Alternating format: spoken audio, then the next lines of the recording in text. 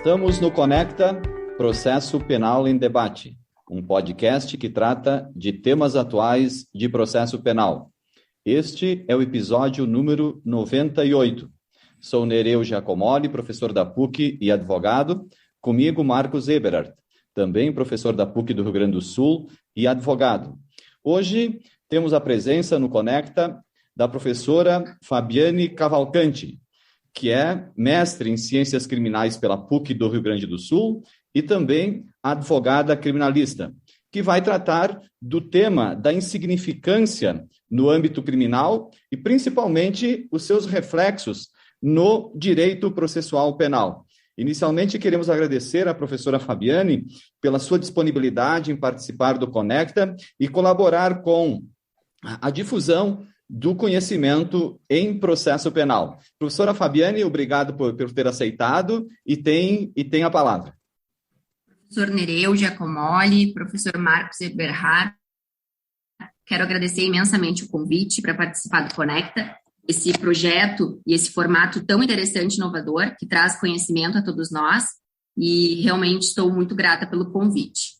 Eu vou abordar hoje a respeito da insignificância, que é fruto da minha dissertação, e trazer aqui os aspectos do processo penal, que eu vejo que estão interligados. Então, fazendo apenas uma abordagem para entrar no tema, eu trago a importância desse tema, ela se dá diante do populismo penal, né, que nós vivemos atualmente. Inclusive, menciono que nós trabalhamos a respeito do tema no artigo do livro Direito e Liberdade, em homenagem ao professor Nereu, e nós abordamos a importância da descriminalização de condutas insignificantes. Isso através de um viés, de uma perspectiva de política criminal. Então, como nós não descriminalizamos conduta e cada vez mais acabamos inchando o direito penal com processos criminais, esse assunto, na minha ótica, ele tem uma importância relevante. O tema, além disso, ele traz uma relação com a matéria processual, justamente em razão da repercussão processual imediata da insignificância. Nós estamos falando de reconhecer a ausência de justa causa e de se ter uma decisão absolutória, né, que são os casos de absolvição sumária. E para isso, eu trago aqui alguns apontamentos, para que as pessoas possam compreender o que trata a insignificância. No contexto brasileiro, nós temos dois momentos cruciais sobre a insignificância. O primeiro, ele se dá em 94, quando o professor Carlo Vico Manhas trata da insignificância e traz esse debate a partir de outros princípios que norteiam a insignificância, como o princípio da subsidiariedade, o princípio da ofensividade e da mínima ofensividade. E depois disso, nós temos o precedente do ministro Celso de Mello, que é o habeas corpus 84.412 de 2004, que ele cria vetores para aplicação da insignificância, que são eles: a mínima ofensividade da conduta do agente, nenhuma periculosidade social da ação, reduzidíssimo grau de reprovabilidade do comportamento e a inexpressividade da lesão jurídica provocada. Nós temos um marco, né, antes disso, mundial, que veio através do Paus Roxin, em 1964, que já abordava a insignificância a partir dos aspectos de política criminal.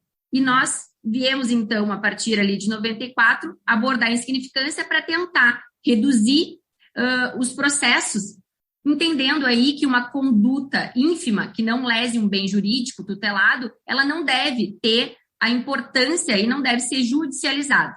Esse é um dos principais fundamentos do princípio da insignificância. E o que nós temos? Nós temos dificuldade do enfrentamento do tema, justamente pela falta de previsão legal. Ele é um princípio trabalhado, então, a partir da doutrina e da jurisprudência, com esse habeas corpus do STF, e isso é um problema, é um dificultador importante em um país em que a gente tem, né, essa pouca criação judicial, eu diria.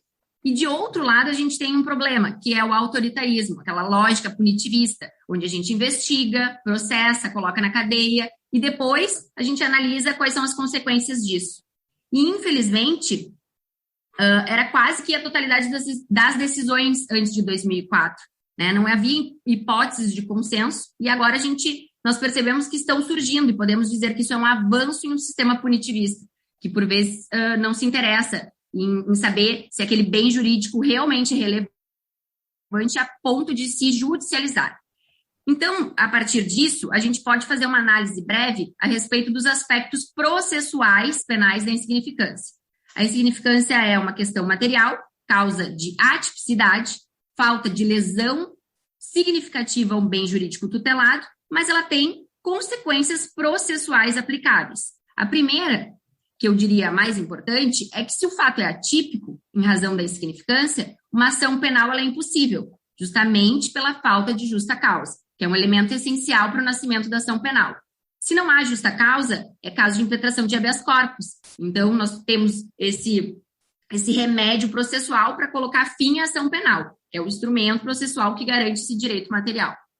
E segundo, seria a jurisprudência do STF, no sentido dela retroagir aos casos em curso, né? Claro que já há algum tempo a STF criou esses vetores, mas o reconhecimento da insignificância, ela também deve se dar processualmente, e aí nós teríamos a retroatividade da jurisprudência a partir dessa decisão que nos traz aí um norte do que nós devemos analisar para se judicializar e para ter um processo criminal.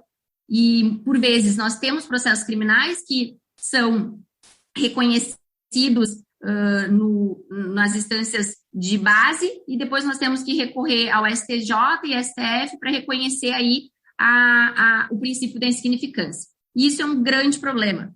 E agora, até em abril desse ano de 2022, nós tivemos uma decisão da STF, que é bem importante de ser mencionada, porque nós temos alguns crimes que não se aplicam, né? Como é o caso de crimes contra a administração pública, mas se aplica, então, a crimes contra a ordem tributária, num patamar já que a gente tem uma portaria que viabiliza, mas a reincidência é um problema também na aplicação da insignificância. E agora nós estamos vendo a possibilidade de se aplicar a insignificância aos réus que são reincidentes. E eu acho que isso é um avanço e nós acabamos, então, tendo uma possibilidade de desinchar, né, o direito penal, o processo penal, dessas demandas que não deveriam ser judicializadas e processadas criminalmente. Penso que esses pontos, né, estou tentando fazer um apanhado rápido para trazer questões que eu acho que são importantes, e acho que esses são os elementos aí que eu trago para esse podcast, agradecendo muito e fico a dispor para qualquer indagação.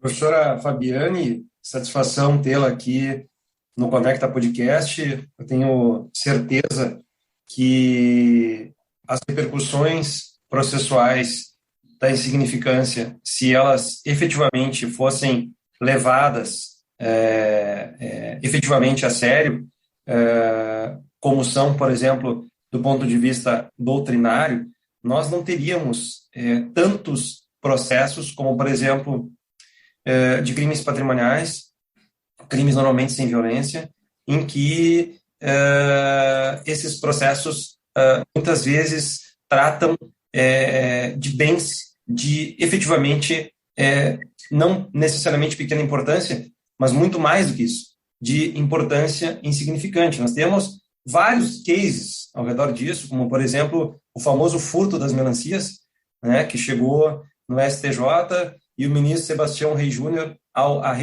abrir a sessão, né, adverte que não tem sentido absolutamente nenhum um processo desse chegar no STJ para julgamento. Tudo em decorrência dos efeitos processuais da insignificância, que passam tantas fases processuais sem serem reconhecidos.